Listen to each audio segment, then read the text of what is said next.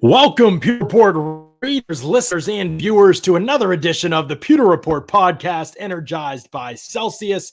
I am Jon Ledyard from pewterreport.com. With me today on the show, the one and only JC Allen, also of pewterreport.com. And we've got lots to get down and talk about on this show, JC, because Carlton Davis was just placed on IR by the Bucs. Kind of expected this and knew it might be coming a little bit, but then when it hadn't happened for a little while, we were starting to get our hopes up. We still have kind of no idea how long he'll be out, and hopefully we can get some clarification tomorrow when Bruce Arians is available. But we're going to talk about that and the ripple effect that'll come from that designation. We'll also discuss at length Bucs and Dolphins and get into this matchup and why I'm speaking for myself. I'll let you speak for yourself later. That this one could be, it could be very much in the Bucs' favor when it's all said and done, JC. Yeah, I agree with you. I mean, there's a couple of points that I can't wait to make about this team and about maybe a possible slow start for this game as well. But I mean, the big news right now is Carlton Davis and, Bruce Arians. Well, actually, the big news, JC, is Chex Mix. Which item goes out of Chex Mix? If you had to choose, that's been the big talking point in the TL, and we've both taken some unnecessary heat, in my opinion. I say it's pretzels. I throw the whole bag out. Buy me a bag of munchies or some, unless it's Muddy Buddies. I'm not in on Chex. I mean, unpopular opinion, but give me I'm gonna actually go the opposite. Give me the pretzels and the breadsticks. Look, the people in the chat are already getting after us. Don't you disparage pretzels, Josh says. Listen, pretzels are clearly, I'm not saying that I eat Chex. I don't eat Chex Mix very often, so I'm not saying it's a tier 1 snack or anything. Although Bold Party Chex Mix, that's different, JC. Like, if you've never had Bold Party Chex Mix, that's game changer for real taste and flavor, and it's awesomeness. But I still haven't eaten in years. But if you have to eat it, you gotta agree that pretzels are the worst part, right? Like, I don't even hate all pretzels, but they're the worst part of Chex Mix. I'm not a guy who goes out and eats pretzels, all the time. But, I don't mind pretzels. I'm probably going to eat the pretzels and breadsticks first before I even eat the Chex or the rye, so. But yeah, Bold Party, I understand. I'll definitely give you Bold Parties. Definitely better. But I'm not a huge Chex Mix. Give me a bag of munchies, good trail mix, or some Muddy Buddies, I'll take some Muddy Buddies with Chex. That's for sure. I don't know if you know what those are. Had those before. Oh, Muddy Buddies? Oh, yeah. They're good. Yeah. Oh, yeah. Again, I don't eat them very often, but I think that they taste great. Yeah. Cameron agrees with you, though. Chex Mix does nothing for him. My wife says, terrible take, roast him. She wants me gone for the pretzel steak. It has been a day-long feud in the house over the pretzel steak. I had no idea this was a strongly held belief in this household, was that. But what did she remove? What did she remove? That's a good question. Britt, type in the chat what you want to remove from the Chex Mix and let us know what you would take. You have to take something. I'm not even saying pretzels are like the worst food in the world, but if you're taking something out, I mean, come on. Now she's getting more love on the pod than I am. That's, of course, that's to be expected. Both pretzels are going, or are you keeping one or the other? What's that? What pretzels going? Both of them? Or? Well, there's more pretzel with the square pretzel, right? So you take that one out and you leave the circle pretzel because there's less pretzel. So just by that seems to make logical sense to me if you're taking pretzels out. But William Butler with the $5 super chat. William Butler was getting after you, JC. I heard him. But he gives these $5 chats when you're around. So hey, that's perfect. Keep him coming, William Butler. I'll take the roast for the good of the brand. Oh, she's actually taking the Chex out. No, you can't do that. It's not even. It's Chex Mix. Is she taking the Chex out or the entire thing? She's getting rid of it too. I don't think you could take the Chex out. Like I would. Yeah. So maybe she just wants no Chex Mix at all, like you, just no bag whatsoever. Interesting. Interesting. You know what else is interesting? The fact that we can all agree that Celsius is awesome. Peach Vibe is the flavor that I'm rocking today. I told people yesterday on the show, got a new. Oh, you got the jackfruit. Who got you that? I got the jackfruit, courtesy of the Ledyard family. They don't like it, but I am loving the jackfruit. I think it's great. So he also snuck in a couple of those blueberry pomegranate Matt talks about so often. And those I did not know I had a couple of those, and then I sent a few your way. Yep, absolutely. Those are good ones. Hard to find, yeah. But if you don't know, people, Celsius is literally the best tasting energy drink out there. Go to Celsius.com. You can look up different flavors that they have. Amazing about it is that not only is it great tasting, there's no sugar in it and there's no crash like you get with other energy drinks. So just check it out. If you've ever looked in the chat on this show, if you've ever watched the show before, you've seen other people comment and be like, oh, this is amazing, and say what their favorite flavors are. So, maybe ask the group and see what some flavors are you should try. I'll recommend Peach Vibe. I'll recommend Wild Berry, Tropical Vibe. You've got the jackfruit, blueberry, pomegranate. Those are all good flavors. You can go to Celsius.com, use the store locator, find out where they are by you. Also, do not forget about the Celsius protein bars, the fast protein bars. These things are unbelievable. White chocolate cookies and cream and the caramel peanut crunch. Caramel peanut crunch is the more chocolatey looking one there. And then the white chocolate cookies and cream is on there as well. And both of these are amazing. We just got a couple more boxes in our house. I think we've eaten through it's way too many boxes in the last month or so. I mean, we both skipping lunch to eat protein bars because it's 20 grams of protein and 1 gram of sugar. It's filling, it tastes great, and it's not bad for you at all. It's just feels like a cheat code, and it kind of is. So check out the fast protein bars. If you click the link down in this YouTube description, it'll take you to a spot you can buy those, purchase them for yourself, get a variety pack, get some of both if you like to try both. They're both excellent in my opinion. I go back and forth between which one I like more. And so make sure you check those out as well. All right. I know there's some people in the chat that are starting to get frustrated probably because here we are talking about Chex Mix and food, and probably people are getting hungry. And let's talk about the Bucs a little bit here, JC. And Carlton Davis is placed on injured reserve. I talked to a physical therapist friend of mine, and obviously he doesn't know the situation at all. So I was just getting an idea because I was very confused yesterday. Bruce Arians said it was just a pulled quad, and he acted like it was no big deal. And then he also said Carlton Davis and Sean Murphy-Bunting, you can't see either of them being back for a while. So I just don't know of any pulled muscles that would keep an NFL player out for. I think for sure to go on injured reserve, no chance to be back in the next month. And to me, pulled muscles, that typically isn't the timetable. So I asked him about it. He said, pulls can be a lot of different things. Partial, they can be little tears or partial tears, maybe even that can heal themselves. And some partial tears are more partial than others, and they require surgery. And what we need to find out tomorrow from Bruce Arians is whether Carlton Davis is going to need surgery or not. If he needs surgery, yikes. If he's not going to need surgery, he could be back at some point this season, depending on how that heals. So we'll just have to see. But that is going to be one to get more information on. So everybody stay tuned to PeterReport.com. Tomorrow afternoon, we get to talk to Bruce Arians and hopefully get some more insight from him on those injuries. For now, what we know is Carlton Davis will miss the next 3 games at least. That means, based on the information we know now, JC has a chance to be back for the Saints game. He'll be out for the Dolphins game, the Eagles games, the Bears game, chance to be back for the Saints game. We'll see if it happens. Still seems probably like a long shot to me, but again, not knowing the extent of things, hard to say. So what are your thoughts on this cornerback room in the wake of losing Davis and Murphy-Bunting for the foreseeable future?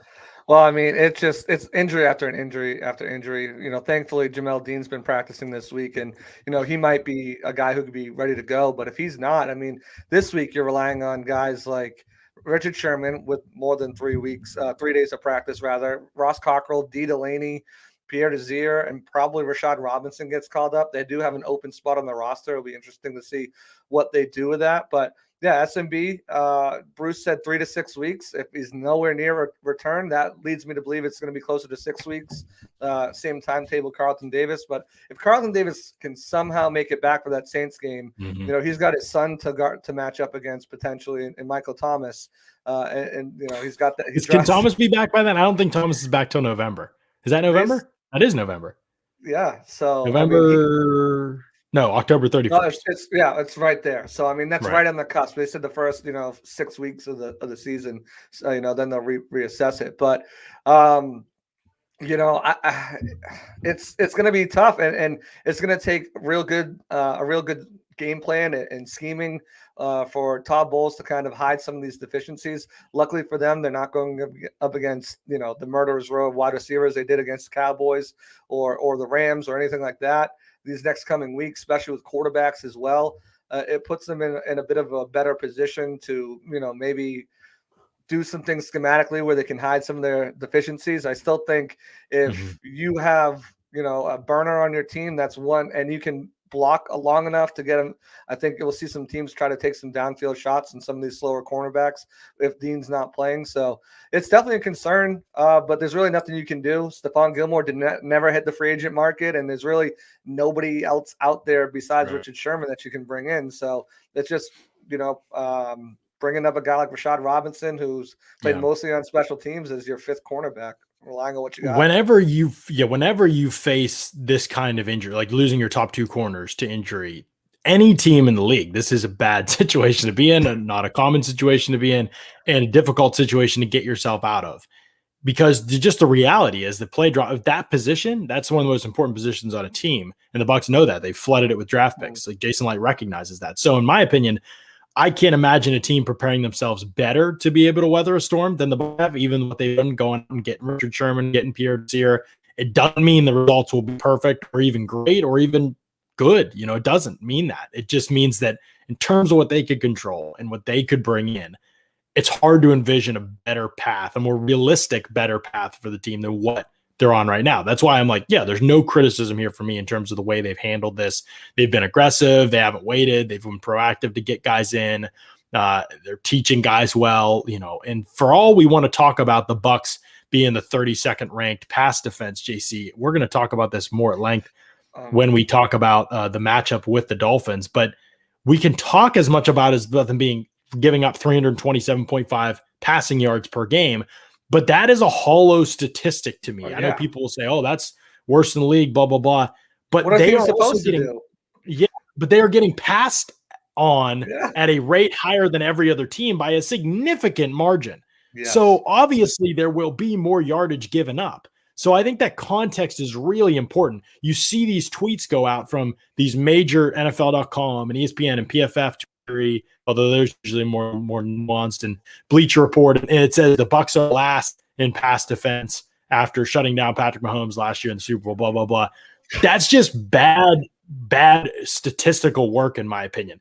That doesn't mean I think the Bucs have been great against the pass. Like, I'm not saying that at all. I'm just saying that isn't the proper context. What you're looking at is the degree to which they've been beat up pass compared to how often they've been passed against. And the reality is that the Bucs right now across the league, if you look at the yards per pass attempt, 7.3. That's tied for 15th in the NFL. So it's not great. It's not horrible. But per attempt, they are still doing better than most teams in the NFL, or than almost more teams in the NFL. So that's the very important. All right, our team's killing you when they throw the football. Well, they're not killing you. It's about league average, you know, what they're doing when they throw the football against you. And we know the Bucs are the best run defense in the league. That's still statistically true by a significant margin. Nobody's even close. So I don't think this isn't the worst pass defense in the league. That's what I'm trying to say. That's my point. No, I completely agree. I mean, teams can't run the ball. The Patriots are held to -1 rushing yards as the total. They've let up less than 50 yards a game to opposing rush offenses. You can't do anything but pass the ball. So of course those numbers are going to be skewed. And what you mentioned, the yard per average, is really a more telling stat for this team. Plus, I mean, you can never you don't want to make excuses for injuries, John, ever. But I mean, you lost 3 of your cornerbacks, and you're relying on, you know, guys who, you know, like Ross Cockrell to step up and be your number. D. Delaney, Arians man crush, and then you're bringing in other guys off the street and saying, "Hey, step in." Desir, Rashad Robinson, and Sherman, who are rounding out your cornerback group right now, weren't playing football when the season started. So, I mean, you got to really you got to take a deeper dive into it than just what the numbers say. And, you know, that's what we're doing here right now, is giving you guys facts. So when someone says to you on Twitter, "Oh, they're the worst pass defense," you can point to these things and kind of tell them what's what. And none of this means that they're good or good enough in pass defense. None of this is saying the corners get an A+ grade for that's not what we're saying. We're just providing context to it's not an F, and here's why. doesn't mean that it's an A+. Sometimes people equate them. Oh, you said their pass defense was fine. So like if Jacoby Brissett goes out and puts 300 up, people, oh, you said they were great. We didn't say that. We're just saying that it's not as bad as what is out there right now in terms of the numbers, because we've not seen this kind of skew run pass. I was even researching it some. This is a rare skew in terms of how much a team is being passed against, and it comes from really a pretty historic dominance against the run. And we'll discuss that as well as we get into this matchup. Want to get to one question here. Oh, go ahead. I was going to say, the crazy thing is Carlton Davis was playing at an elite level too, one of the top cornerbacks in the league too. So it wasn't even as much him as everybody else in that secondary who was facing the brunt of the damage. Yeah, it's weird because, Sean Murphy-Bunting played a quarter and a half and was really bad in that quarter and a half. Jamel Dean was struggled in the Cowboys game, but then was good the next week. Then got hurt at the beginning of the Rams game, so we don't even really know from him. And Ross Cockrell was bad in week 1 and then better in week 2 and then great the last 2 weeks. I mean, huge. He was great the last 2 weeks, really, like against the Rams when everybody, when other people were struggling. That people forget that sometimes they forget a couple things, in my opinion. When it's run defense, they just credit the interior D-line. They don't even credit edge guys that much. They just interior D-linemen always get the credit, and that's important. But there's corners play the run. Jordan Whitehead's been one of their best run defenders. They've been better against the run since Jordan Whitehead came back, significantly better statistically and just watching the tape, because he's back in the fold and he's really, really, really good against the run. So there's a lot of layers that I think are really important to get into as well, because you're thinking about all these. Okay, well, there's more positions than just the main, and I think it's the same thing against the pass. When teams see you're bad against the pass, oh, the secondary must suck or the corners must suck. Well, the linebackers have given up a lot in coverage because of the way that they're used. In this defense, Levante David and Devin White drop so deep and then rally up to the football. So you're going to give up yardage. I like to see that. I'd like to see what those numbers are too. Like we know, what the underneath stuff is and what's on the corners and what's on the linebackers and what's on, I'd like to see. Yeah, and PFF has a lot of that, at least the way they grade it. But even that needs context, right? Like Levante David gives up a 17-yard reception, but he's clearly picked. It's clearly offensive pass interference at the end of the last game. How do you can't hold that yardage against him? And there could be several plays like that. There's a trick play, and the touchdown. I don't know who the touchdown's on the other day. Did John? I watched it 10 times. I don't know how you can know whether it's David or Kevin Minter that's supposed to have him. I would assume it's Minter. PFF assume it's David. They had him for it. So that's what I mean. Sometimes you don't get all of it from the numbers. You got to watch guys consistently over a long period of time and kind of draw conclusions from that. Jordan with a good question here before we get into the kind of previewing this matchup a little bit. He says, John, after looking at the tape, what did the Patriots do to take away Chris Godwin last week? Something you anticipate Flores to try to duplicate? Yeah, this was really cool aspect of this matchup, because I think all of us kind of nailed this going into it.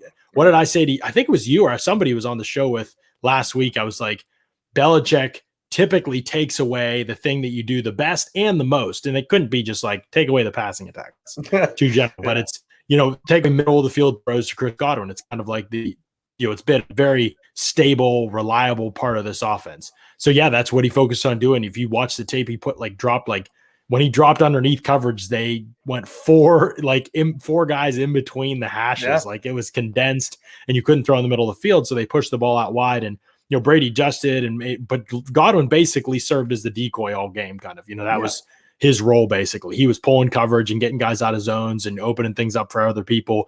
And honestly, he played really, really well. And then when they put him on the outside and asked him to win 1-on-1, he did that too, JC, especially that drive before the end of the first half. So even those statistics don't necessarily, he had 3 catches for 55 yards and they were really important grabs, but he played a really good game that I think people probably won't realize unless they watch the tape.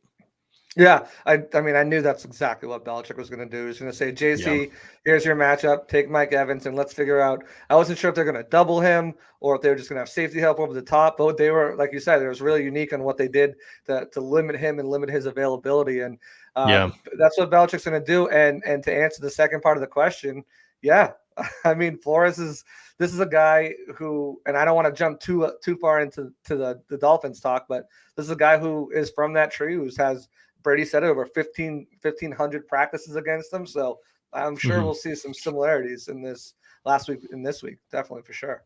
Yeah, for sure. It's going to be an interesting matchup in a lot of ways, because it's going to be funny to see how closely they play to the way that the Patriots play. That'll be something that we get into for sure. We're talking some statistics here, JC. And if you want to maybe do a little I don't know, a little betting maybe on some statistics, throw down a little bit of money on some of these pick'ems, you can do that over at Underdog Fantasy. On Underdog, you can select over or under on player stat lines, get a pick 2 correct, and you can triple your money. Get a pick 5 correct, and you win 20 times the amount of money you enter with. It's simple. Go to underdogfantasy.com or download their app, sign up with the code PEWTER, PEWTER, and build a pick'em slip in seconds. They're going to give you a free $10 when you sign up and make your first deposit. So download the Underdog Fantasy app, sign up with that promo code PEWTER, PEWTER, and get your free $10 today when you sign up to play. So you can do that. Also, if you're into some of these other sports, there's awesome stuff to do. NBA, NHL, there's all that kind of stuff over there as well. Those leagues are starting up really soon, and I'm very excited for that.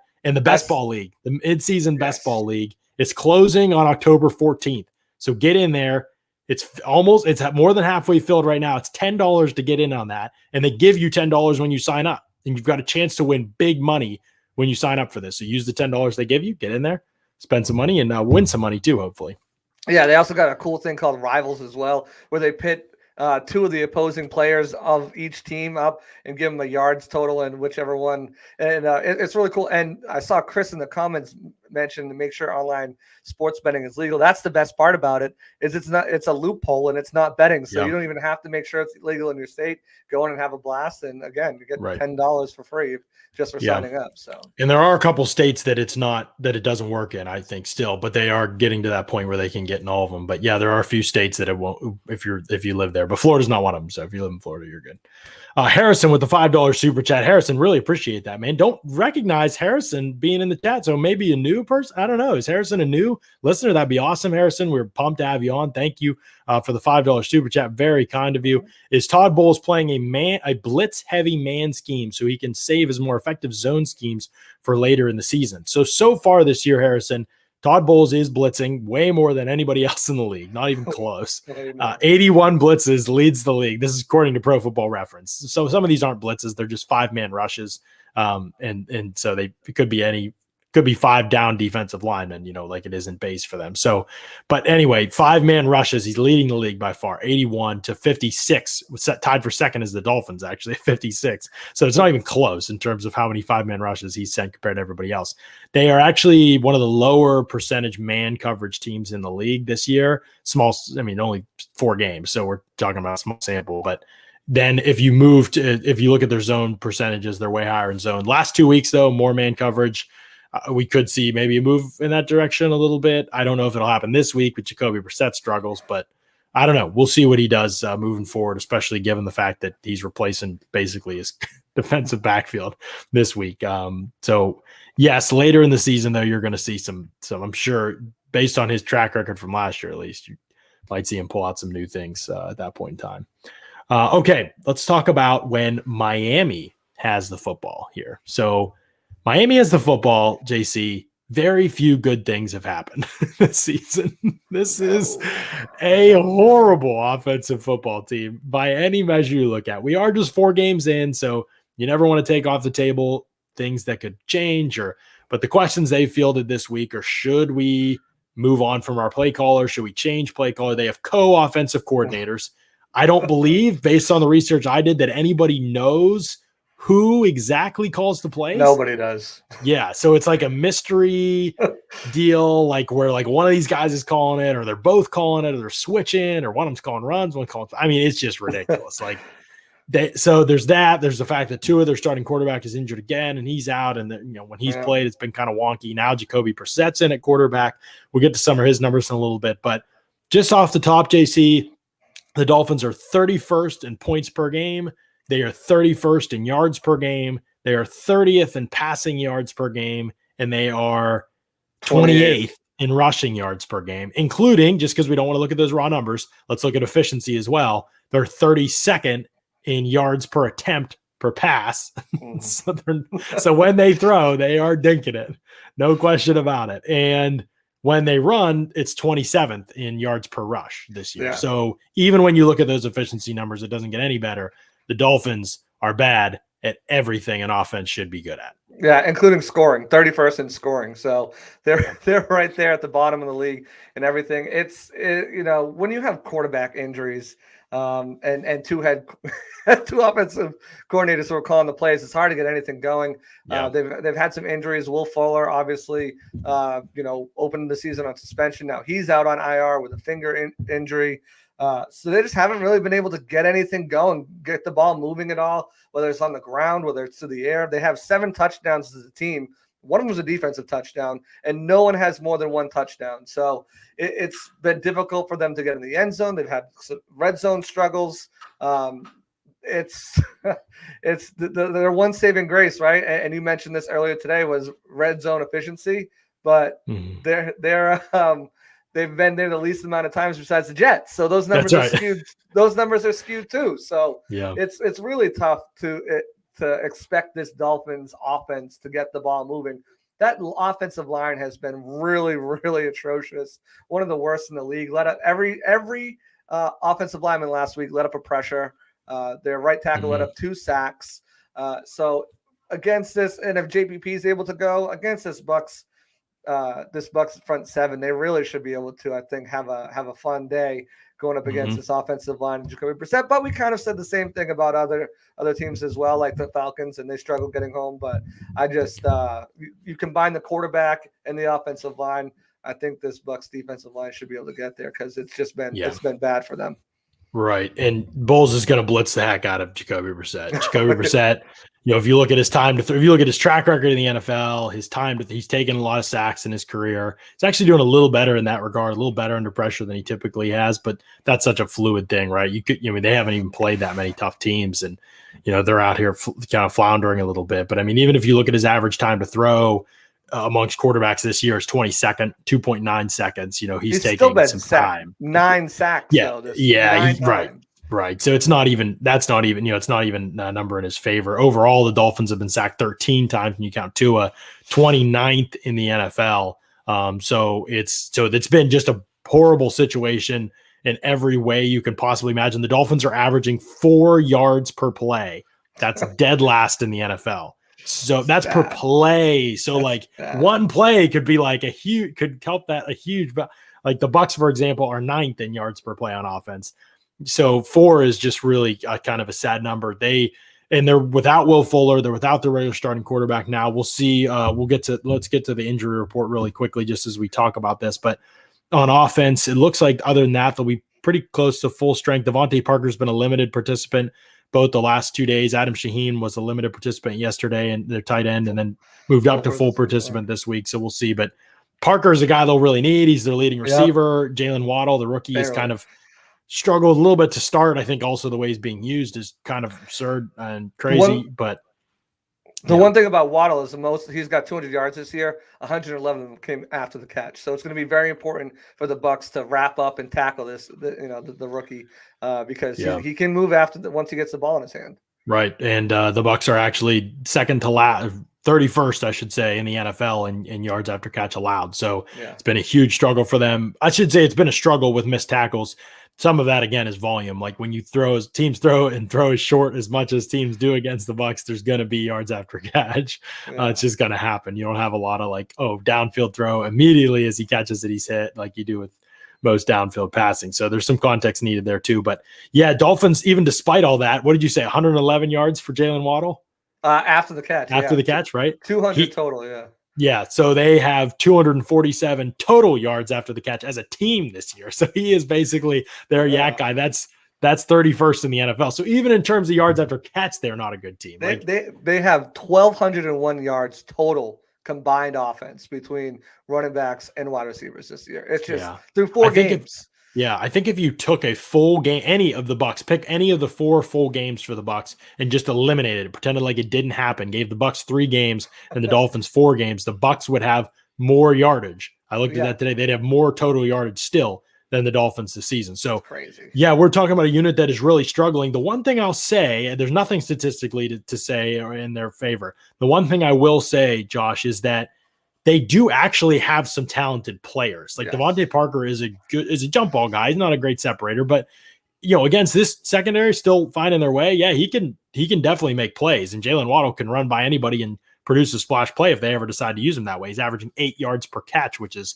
just so disgusting. And it's how they are playing offense, not his fault. But Mike Gesicki is a very talented tight end. I mean, he's a great pass catcher. Again, a lot of contested catch guys. Even Waddle, who's smaller, has been a great go up and get it type of guy. So the way they're using all these guys makes no sense. They're all vertical threats, and they're like averaging their ADOT is like the lowest in the league. So the whole thing's a train wreck, but they have talent. If they just suddenly like went, you know what, we're going to scrap what we've been doing. We're going to go do something else, which they could do, right? Because it's gone so poorly. That's the downside with teams that have been so bad. When you get them about this point, it's been a month into the season, they could be like, you know what, we're going to throw this out. You've prepared for that. Now we're going to put this and this in, and you'd never seen this, So that's another part of this, right? That could be like, okay, this is, challenging because we didn't prepare for this. But, this is. Yeah, and I think that's what they're going to want to do too, right? Like I mentioned earlier, if Dean can't go and you've got those slower cornerbacks on the field, you're going to want to get Jalen Waddle. You want to get him behind the defense and get him deep. You're going to want to. I think this is another game that we see Gesicki and Gaskin, who's a good pass catching back in himself. Get those guys on matchups against Devin White. Not to say Devin White has been atrocious, but he's definitely had some struggles in coverage. And I think that's the way you're going to use them. Whether you're using them down the field, whether you're using them underneath. I think those are the two main things out, because you're probably not going to be able to run against this team. Let's just say what it is. You got to get, if you get Waddle matched up on Sherman, you gotta have someone block long enough to get a couple shots down the field with him, and you got to be able to get those matchups on Devin White. With the tight end and the running back to be able to take advantage of that too. Yeah, and Big MGM says, mentions Will Fuller here along with the receiving core, but Will Fuller's not playing in this game. He's on injured reserve. He just got placed on injured reserve. So it is Parker, Waddle, and Gesicki for this one, and Albert Wilson will play as well. Here's the other part of this. We talk about what if they just suddenly started saying we're going to air it out. Brissett has a big arm, but he just doesn't throw deep. I mean, he just doesn't throw down the field. Yeah, that's part of it, but he's also a guy that in the past has just gunned it. Like, I think if you watch him now, I was seeing what Cal Krabs, who covers the Dolphins a little bit, was putting up on social media, and he was just saying, like, there's dudes and he just isn't pulling the trigger. And it's been like, he just isn't pulling the trigger on any throws. And like, if you look this year, he's the percentage of his 20-plus air yard throws this year, 31st in the NFL. So like, he's almost dead last. That's like 35 to 34 quarterbacks, I think, that hit the qualifications. So I mean, he basically at the bottom of the league in terms of attempting these throws in terms of percentages. He's hit a couple when he's thrown them. He's 4 for 9 on deep balls, and he had one drop too. So I mean, he's hit them okay when he's pulled the trigger, but he's just pulling the trigger at like a bottom of the league rate in terms of throwing those deep. And that's the offense. Like, their offense wants to pick you apart underneath, and I know that's that probably sounds scary to people given how the Bucs have surrendered offense, but I don't know, man. They don't have the guys, in my opinion, like, to get this thing done without better coaching. Like, they're not. No. These aren't transcendent type players. These are players that with talent, but not type of players that can survive and thrive no matter what situation they're in. Then you look at the offensive line. You talked about them a little bit. 4 of 6 of their top 6 offensive linemen that have played this season are graded 47 and below on Pro Football Focus out of 100. That's very, very bad. Even if we consider PFF not gospel on these things, which we do not, it doesn't take long in watching them or knowing their reputation or, it's not a very good offensive line. Like, and Austin J, the first rounder left tackle match that I am excited to see. Joe Tryon-Shoyinka. Even if JPP plays, I think Joe's Tryon-Shoyinka is probably playing a good bit. So that's one I want to see. I want to see Shaq Barrett and what he's able to do. And so, yeah, there is just, this is such a mismatch up front. The Bucs need to dominate this game in the trenches. That's where it starts. Where everybody's going to talk about, the corners and they've got some weapons. I mean, it don't matter, man, if they can get after these guys, because Jacoby Brissett will take sacks. And the one thing too that I will say about that too is you got to play focused though, right? You got to make sure you're disciplined, because this is a guy in Jacoby Brissett who, Bruce called him more of a pocket passer that can move. He's got nine rushing first downs for the team throughout the games that he's played in. So he can move and move the sticks and get out there and keep drives alive. So you can't get too excited about a crappy O-line where you're not paying focused attention on him as well. So that's one thing too. You got to contain him. Yeah, you got to make sure you're containing him. Great competitor, very smart. Joe Tryon, which, I think obviously, I mean, you proclaimed it a few weeks ago that he's probably the best one-on-one guy, and he's just doing amazing things so far, even when he's not getting more attention from other teams too, which is great to see. But he's a guy who I think could maybe Brissett can maybe take advantage of in those lanes as well to scramble for a first down and a third down. So he's got to make sure he's playing disciplined football. Yeah, and the Bucs, they've done a pretty solid job defensively in the red zone. You mentioned it. That's the one category that Miami has a decent number in. They're 15th in the NFL in percentages, but we said it. They've only been there 8 times. Only the Jets have been there less with 7 trips. So they've barely even gotten that point in the field. So even that's a victory for them, really. If they can get to that area of the field. For comparison, the Bucs have been there 18 times this season. That's near the top of the league in terms of red zone attempts. So yeah, this is a group that's really floundering, JC. They haven't made any major changes yet. Brian Flores said he likes the play calling this week, so he doesn't want to change anything. Bold strategy, but yeah. Bold strategy, Cotton. Right. Like, Jacoby Brissett has 4 big-time throws, what PFF calls big-time throws. He's 27th in the NFL in that regard.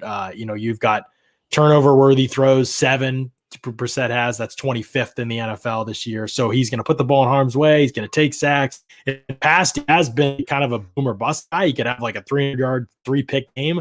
It feels like this year he's trying to be really safe, and it's causing him to hold the ball longer. And he's always been kind of you never have any idea what's coming on a given play type of player.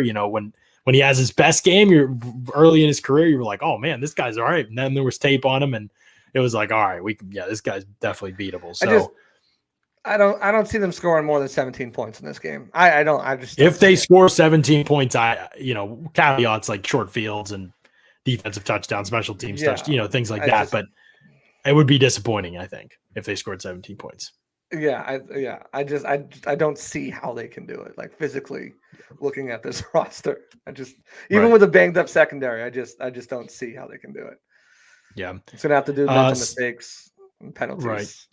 That's to me the best. Like, if the Bucs beat themselves, right? We looked at penalties here real quick, and it was the Bucs 34 penalties this year. That's 31st in the NFL. 13 of those have been pre-snap. That's also 31st in the NFL.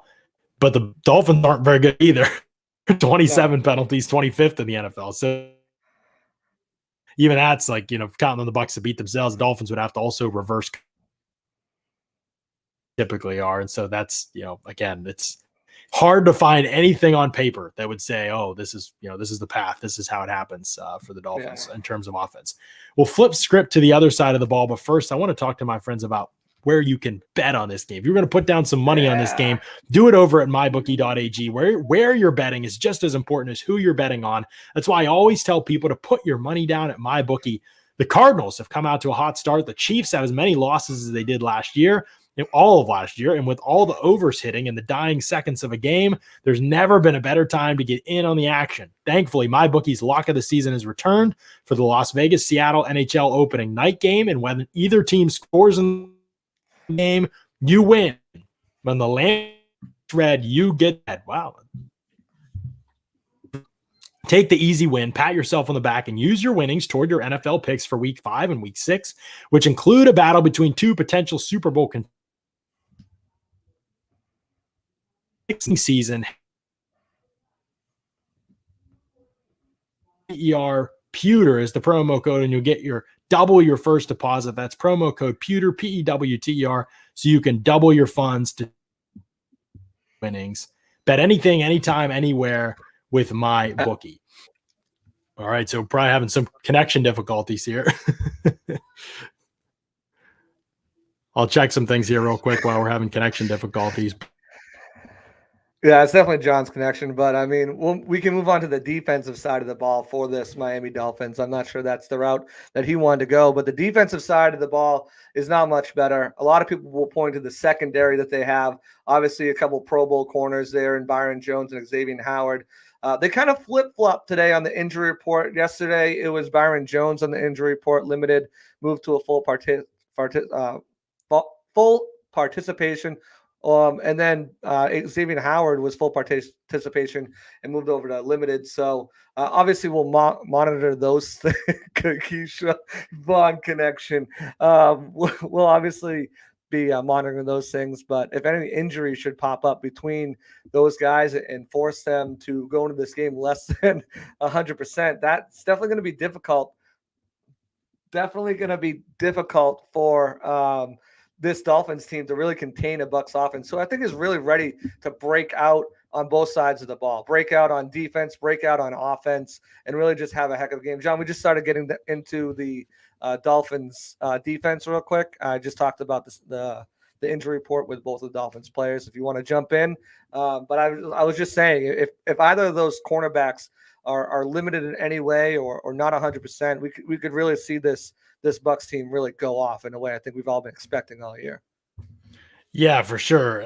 That's the matchup that if you look at this game just on paper, everybody's like, okay, this is the matchup. Maybe like that could be one that, the Dolphins have maybe a different path to victory by having those guys make some plays. And so I think that, yeah, that's part of this, right? If you're looking at it from the Bucs offense perspective, it's like, okay, you guys got to take care of business too. It's not just the defense that things are on here. It's the offense has to do their job too. The Dolphins are certainly better defensively. It just hasn't led to much, JC. Like this is still, they have all this talent, but man, it's just like hard to look at this and be like, oh, this is the defense that everybody expected it to be. It's just hasn't been. No. It's been really disappointing. It's definitely been playing down to the competition, just playing down in general. I mean, I think this defense is a lot better than what we've seen. I think you look at the names on here. I think you look at what they did last year, and they did lose a few players, but they should not be playing this bad this year. You mentioned that they are the team that blitzes the most, tied for the second behind the Buccaneers. Only have 7 sacks to show for it.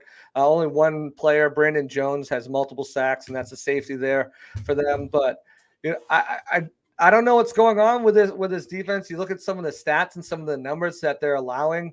Their rush defense they're 27th in the league, allowing 136 rushing yards per game. Their saving grace stat is they're 17th in pass defense, which with those cornerbacks and some of that secondary, you should be 251.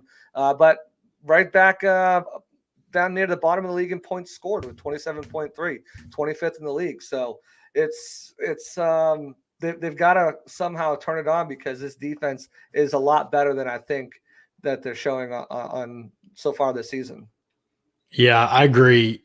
It kind of scares me a little bit. I mean, offensively, like I said, I don't think it's going to matter because the Dolphins are so limited there. But I kind of scares me a little bit, JC, because I do look at this defense and I say, man, they should not be as bad as they've been. Like they're well coached up front. I know they are. They're tough, tough football team. They're very physical. They tackle well. They're able to play man because they've got 2 quality corners. Neither of those guys have kind of played to their potential, but it's 4 games. And so, you take it with a grain of salt. I don't think either guy's been horrible or anything, Byron Jones and Xavier Howard. I am very intrigued to see how they match up. Is Howard going to shadow Mike Evans? What happens in the slot? Eric Rowe has typically been the slot defender for them as he was for New England. And now you've got, he's been probably one of their worst defenders this season. And, he could be matched up with Chris Godwin. We'll see. And so, if they play man as much as they have before, do they just do what New England did? Do they try to copy and paste what New England tried to do? Paul Atwell and I've talked about this some. I don't think that was this amazing game plan. It's not that it was a bad game plan. It just was kind of risky. And I feel like the Bucs, if they didn't have penalties and drops, there would be another 100 yards up there. And then Brady's thrown for 369. I don't know if we call that a great day. 3 trips inside the other team's 30-yard line. I don't know. I just think most of the time, you follow that process, you're probably going to score way more than 19 points if you're the Bucs. So I just don't think anything that Miami can do is enough. But they do have good players and they're deep up front. They got plenty of people. No question about that. No one dominant player, but Christian Wilkins is having a good year. Defensive tackle for them. What's that? McMillan? They're missing him too. Right. But they've got Jerome Baker, who they gave a big contract to. And so, yeah, there's a lot of talent on this team that isn't necessarily playing. They're playing okay, but not that great. And when the offense is as bad as they are, the defense is going to be put in tough positions like they've been this season. You mentioned 25th in points allowed. And, they are actually kind of okay when it comes to the passing game statistically, but they're also rushed against one of the highest rates in the league. We talked about how nobody runs on the Bucs, 31st in terms of attempts against on the ground. Dolphins are third in terms of attempts against on the ground. So this is a team that a lot of people have run on this season. And I wonder if the Bucs are going to think the same way, JC. Yeah, I mean, I think they're going to give it a shot. I mean, definitely for sure. One thing I will say about this team is, which scares me a lot, John. First, before I get into that, I want to say one thing. Flores knows Brady. We talked about that. Brady talked about that over 1,500 practices probably.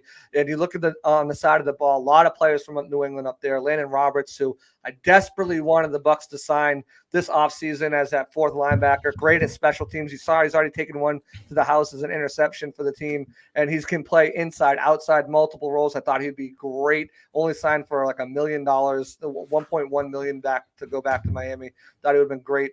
But you also have Eric Rowe. You have Justin Coleman. You have Jason McCourty. There's just a litany of players who played against Brady and know Brady, and the coach himself. You're talking about Brian Flores. I could see this game, Tampa getting off to a slow start. I could see Flores throwing stuff out there to kind of confuse Brady a little bit. But first quarter maybe maybe you let the Miami hang around at 7-3 or 10-3 or something like that, and then they go on an offensive explosion. I really think it's going to happen, but I think that first quarter could be difficult for Brady at first diagnosing before he can make some adjustments.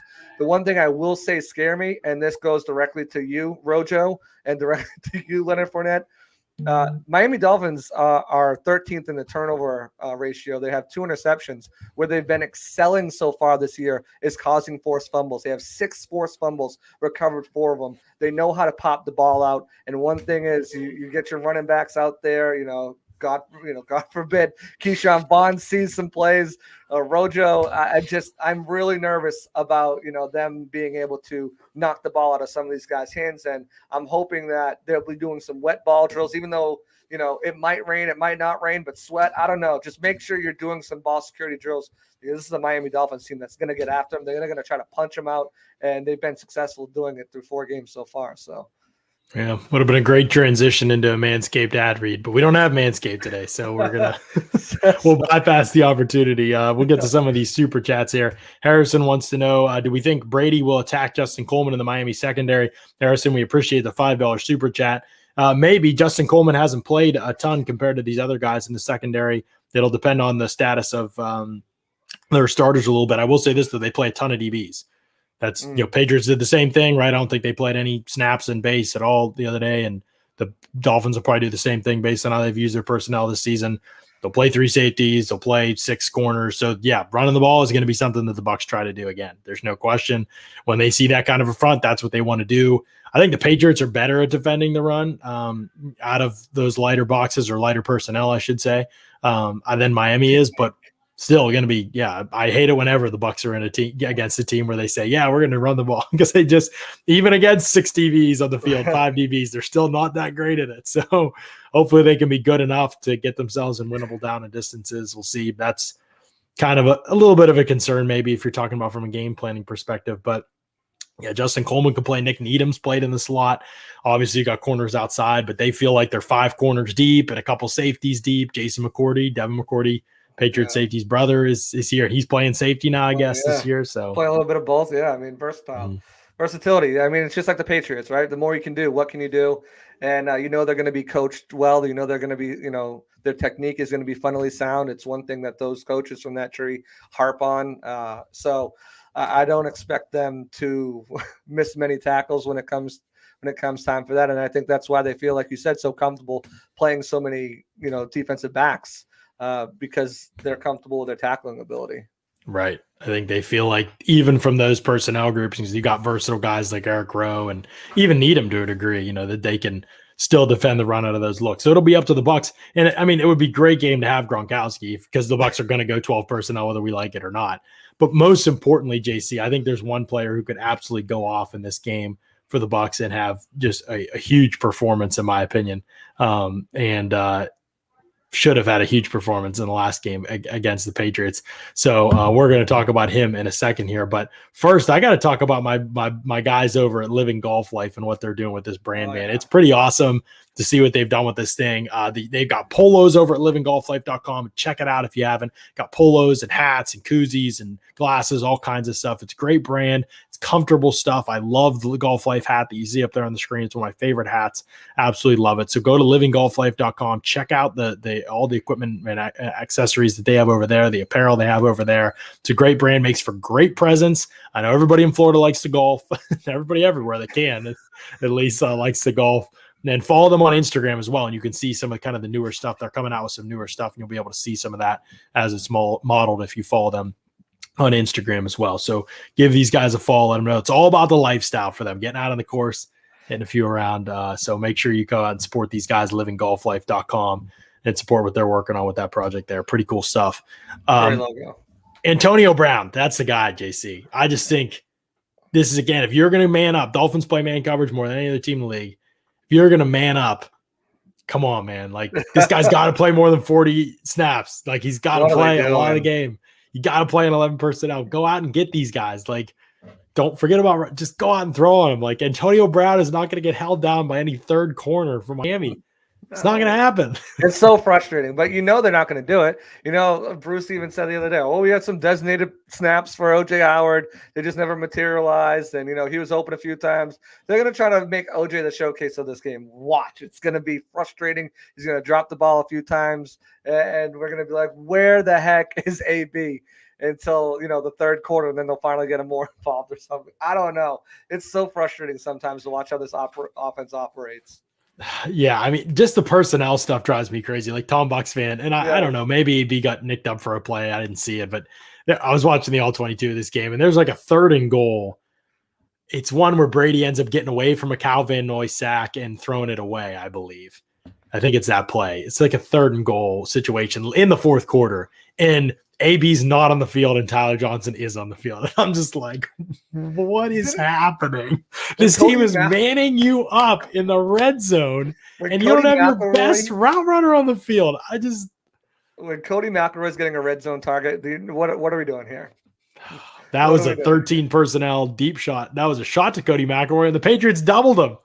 They just played it like they would normal personnel. They didn't adjust for people at all. That's when you don't have a difference guy like Gronkowski. They're just going to play everybody how they normally play it. But anyway, yeah, I didn't get that, man. I was like, come on. Like, Tyler Johnson's a good player. Don't get me wrong. I feel great about his future, but come on, AB, not in the game. 3rd and goal, man coverage, heavy team. Come on. Like, it just, stuff doesn't have to be that hard. I didn't say he was the best Bucs receiver, Big DZ. I said he's the best route runner. So, he is. That's by far. But yeah, I mean, you could say he's the best receiver too. I don't care. Like, I'm just saying, like, that this is where we're at. Like, John Jones I tweeted this today. Like, he played admirably. It's tough. The Patriots said, hey, we're going man coverage. We don't have Stephon Gilmore. You're the 4th corner. You're up. Like, we're going to, and it was just like, buddy could not keep up, like, with AB. It's just tough ask. And Dolphins, they don't have anybody better. He's a good corner.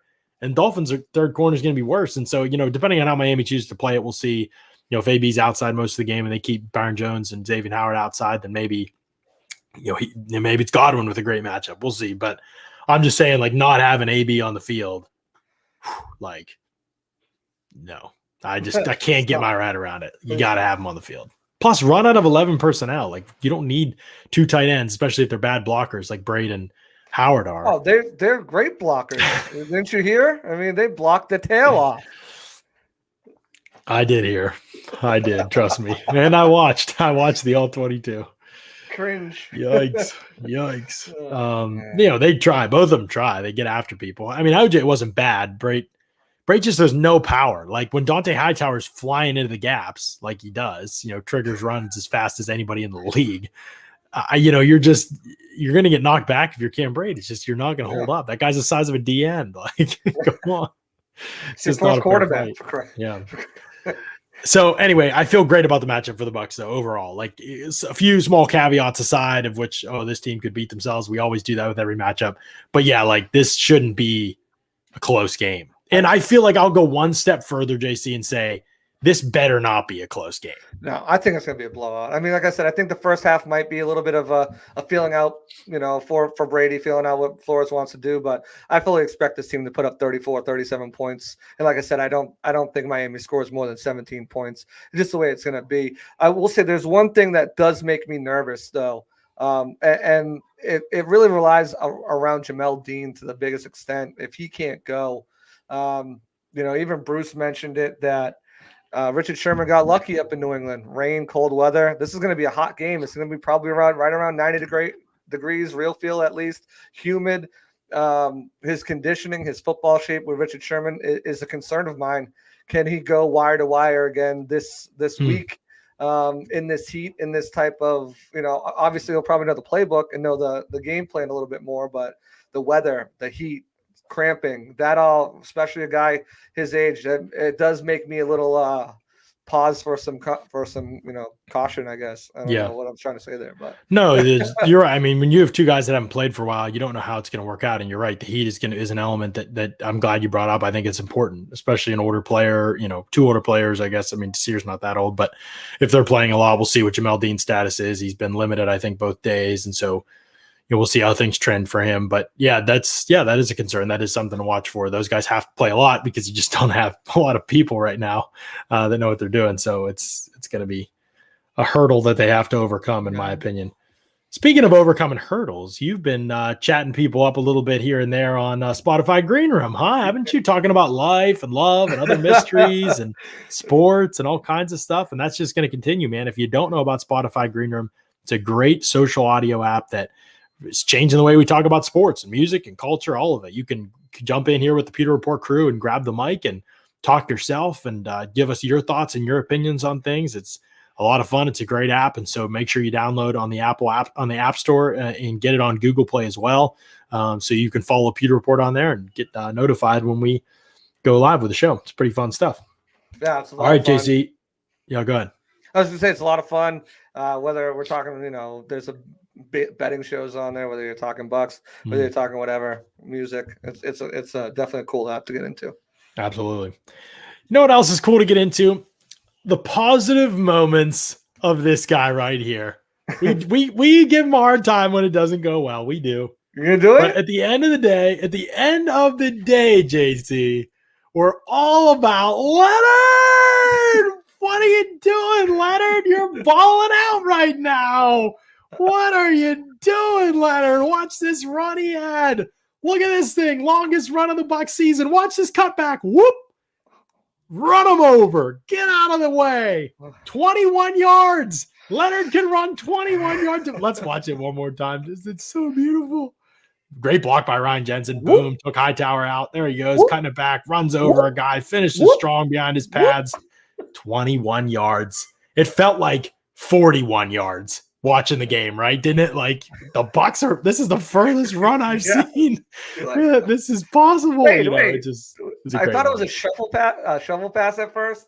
I wasn't sure. I'm like, did they just shovel pass that? But no. My eyes did not deceive me. A rare run out of shotgun makes me wonder. Could it be a good thing? I don't know. I really don't know. I'll look at it. Justin said, you hated Leonard before this week, always changing your mind. Love-hate relationship. He's new to the bit, I guess. It's a bit, Justin. It's a bit. Trust me. Catch up on the last few weeks of podcasts and last year's podcast too. And you'll see it's a bit. But yes, no, he's played well for real. He's played way better the last couple of weeks. Still had a couple drops. Still is going to contend for the league lead in drop percentage this year. Last year, he led the league in drop percentage. He's still going to be out there. He's 3 drops. I think PFF has him with. They're pretty kind with drops, but they've got him with the team leading 3 drops so far. So it's going to be out there with Rojo struggling. He'll be on the field a lot. He's going to be up there, but he's run better. I mean, his vision is never going to be great, but that was a great vision run right there and good finish. And so, right. I mean, like, hey, look, it is what it is. This is never going to be a great rushing team, but what he's done as a pass protector this year, the improvements he's made for the first time in his career, really very encouraging. Knock on wood. Hopefully he doesn't get Brady killed this week. But it's been things moving kind of in the right direction for him in terms of the few things he could improve at, really, which is running after the catch has been good this year, and pass protection. Those are 2 areas I felt like he actually maybe had in his wheelhouse to get better at, and he's been better in those 2 areas. So give him credit. It's been nice to see. because it's not like he wasn't a couple years removed from a 60+ pass catching season I think it with was the 70 or Jaguars. something. Yeah. Yeah, it was like Oh yeah. I mean, 76. Yeah, it's yeah. just crazy. Jaguars didn't have anybody. They just threw him the ball all the time. They didn't have anything else. He just lost it for a year and a half. I don't know what happened. Well, he still got targeted. I think Bruce is kind of right in that, like, he can catch. He's made some nice catches, Best but hands it's just, on the team. yeah, that's crazy. But he'll just it's focus stuff, like Bruce said. Like, it's just he'll take his eyes off the ball and trying to look to get upfield or. We've got a lot of questions about Gio and about Ronald Jones' confidence. What are your thoughts on that before we head out of here? Does Gio play this game, and did that touchdown kind of, settle Ronald Jones's nerves a little bit, and now he can go back out there? Because we know this guy is a guy who is, really, I hate to say it, sensitive, and he loses his confidence in himself. Did that bring him back, you think? And will Gio see the field? Yeah, Gio will see the field. If he plays, I think he'll play. Limited the last 2 days. I think he'll play. I think he and Jamel Dean will play. I do too. I think JPP might suit up just because he'll be so obnoxious about it all week, but with the coaches, but he'll be in their ear all week. But he's going to be a pitch count for him. I would just sit. I would rest him. I wouldn't even. Same. I'd let him get back out and be limited, but I wouldn't play him this week. I'd let him stretch and then tell him to sit down. Yeah, we'll see about Pat O'Connor though. Plays on every special teams. Yes, that's huge. So yeah, that's an interesting one. Not a guy who's missed much, not since I've been covering the team. And he looks so good in preseason. I'm surprised they haven't figured out how to get him on the field for more defensive snaps. Many guys. They love McClendon, man. Let's get him out there for 15 snaps. And I don't think Gronk's going to play this week, if I had to guess. What about Rojo? I don't think Winfield's going to play this week. Obviously, the top two corners won't play. Rojo, it's getting to the point with Rojo that, like, you can't put him out. Like, he's pass protection every game. He almost got Brady killed this last game, blew it on Hightower. I was going to put it in for today. Actually, I forgot. Blew the block on Hightower. It's hard. Like, if teams get him in, I wonder, like, if they're going to start, like, oh, it's a key, like, when he's in, we're going to blitz. If they, I don't know, like a late add-on or something like that. If you're playing man coverage, like these two teams will be, it's just going to be, you're going to have to survive him basically on passing downs. You can't only have him in on rushing downs. You can be your short yardage back, but. And that's the thing about Rojo too. It's always been about predictability, right? Yeah. If he's out there, they're going to run the ball most likely. And when he's, and like you said, if he's out there and lined up in the backfield and it looks like a clear passing down, you got to send the house, right? You got to at least send multiple guys on his side and try to get Brady down. I don't know. Is he becoming a liability now? Like, oh yeah, he's been a liability. No, but I mean, just to have in the game, like, yeah. I mean, like I said, I do think he's a talented runner, but at the end of the day, dude, like, it's just this team doesn't do anything well enough when they run the football to even take advantage of those traits enough to justify having him on the field that much. So it's just hard. Like, you're looking for the guy that hurts you the least on what you do the most, and they pass more than they run, and Lenny hurts them less than Rojo does in those situations. So, and Gio, is an asset, obviously, if he can play. So. Now he's a liability. Well, I mean, that bro been a liability since he's been in Tampa Bay. I know, but I think this year, like, it's enough is enough. But no, I think Gio. I can't wait to see more of him though too. I think you unlocked Pandora's box for Bruce after that Rams game, and I think he's going to want to see a lot more Gio, which is good for this offense. Quite frankly, it's just better for it. Yeah, I get you for sure. Thoughts on Donovan Smith before we leave? I think he's having a great year, Justin. Yes. I think he's playing really, really well. I mean, there's always going to be bad plays. Yeah, he's never going to be a top. You only get noticed at offensive line if you gave up something. That's all. That's it. Every offensive lineman that's ever given up a sack is just, like, kind of bad in the eyes of people who watch. But he's played really, really well. The baseline has been higher. He's never going to be a tier 1 tackle. He's graded as a top 10 off left tackle in the league so far by PFF. Right, that's wrong, 6. But but he's still good. All right, Trevor, talk to your people. Yeah, Trevor's fault. He did this. But yeah, he's still good. I mean, he's still a good player. Yeah, for sure. He'll never be top 10 left tackle in the league to me. Probably, but he'll probably always be in that next group. He's a couple years now. He's been where, I guess I shouldn't say that because it depends who's in it and who's out of tackle in terms of injuries and stuff. But yeah, I'd say he'll probably always be in that that 8 to 14 range. I think he doesn't dip lower than that like he used to in the last couple of years. He's just a solid left tackle. They're paying him like one. I think he's doing exactly what he needs to do.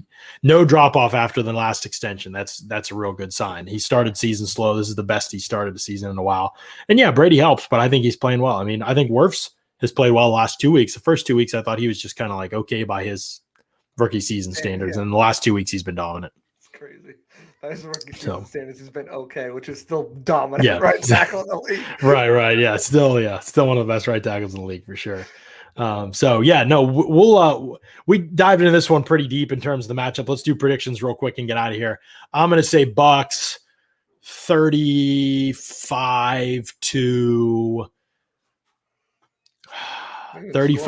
13. How do you even score 35 points? They're going to get a safety? How do you score 35 points? You score 5 touchdowns, JC, and 5 extra points. Gosh, you're not a math guy. Right? I'm not a math guy. I don't math well. No, 35 is not a very weird one. 35-13. What are you saying? 34-17. 34-17. Okay, so you think they're giving up the dreaded 70. I do. I mean, okay, drop your predictions in the chat down here. We're going to have a full slate of shows coming up this week. On Sunday, the game is at 1 p.m. The Pewter pregame show will be live at noon for that. So we'll be breaking everything down at noon, and then we're going to go with you through the game as we always do. So they're getting you for 35. Get this, man. How do you get 35? How do you add those? I don't know. How do you add those? How do you get there? Mark. I'm a math teacher if he needs tutoring as well. No, we'll have the Pewter pregame show going at noon on Sunday, and then we'll go with you through the game. So 1 to 4 or whatever it is, however long the game goes, we'll be with you throughout the game, breaking everything down. Myself and Paul Atwell will be X's and O's, scheme, player evaluation. We're talking all as it happens. We do giving you some play-by-play, breaking down certain plays as it happens. So it's going to be a lot of fun going through the game with us. Pull us up. We'll be live on YouTube. Make sure you're subscribed. Pewter Report TV on YouTube. Click that subscribe button. Click the bell for the notifications to make sure you get those when we go live. And spread the word about us too. Spread the word and tell people, hey, this is a really cool thing that's going on. And then right after the game, I would actually say not right after the game. For the 1 o'clock game, it's been so long since there was a 1 o'clock game, I forgot this. We'll actually do the post-game podcast in the evening that night, like as the 4 o'clock games are ending, before the 8:20 football game or whatever at night, Sunday night game. So we'll probably be live at like 7:30 p.m. on Sunday for the post-game podcast. So you're not like interrupted in the middle of your day with the post-game podcast, and everybody can plan to kind of jump in that 7:30 at night. So we'll be on for that one in the evening. For the post-game podcast. So we'll have a full slate of shows, pre-game, in-game, post-game, all of it coming up on Sunday to cover Bucs and Dolphins better than anybody else out there. So we're pumped for it, excited for it. We appreciate y'all getting JC in the chat as you always do, and we appreciate y'all tuning in for the show and for another edition of the Pewter Report podcast. Out.